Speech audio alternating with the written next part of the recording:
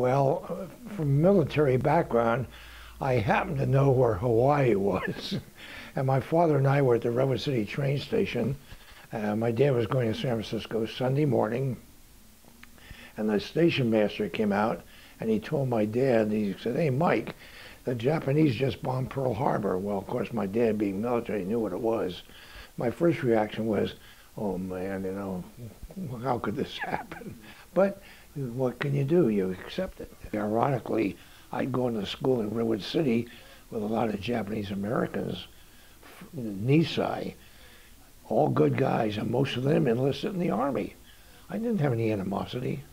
But I went down to register at the Redwood City courthouse, and they weren't really geared up for recruits in San Diego at the time, so I had to wait 6 months. I signed up, but it was 6 months before I was called into active duty.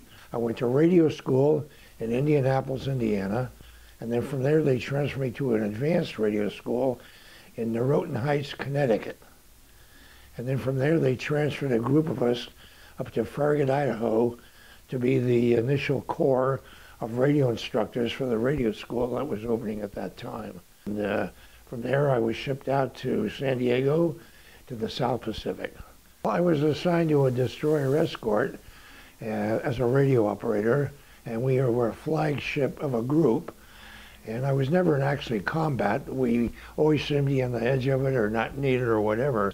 In and out of the Philippines and up to Korea. We spent 6 days there waiting for a group of LSDs to escort them up the Yellow River to Tsingtao, China. We were heading for Okinawa, and we were told to stay at sea because there was a typhoon brewing. And that typhoon is the one in which 3 destroyers sank. The Hull, the Monaghan, and the Spence, and they went down with all hands. 45-foot waves. When we pulled into Okinawa after that, I never saw so much devastation in my life. I was never afraid. It wasn't going to happen to you. You never thought about it. I didn't. I just went day to day. Whatever was going to be was going to happen, and I accepted it. I had no problem with that. But I'll tell you one thing, I wouldn't want to go through it again, though.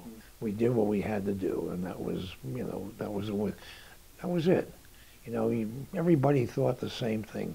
You got to end this war, get it over with, and then go on with your life.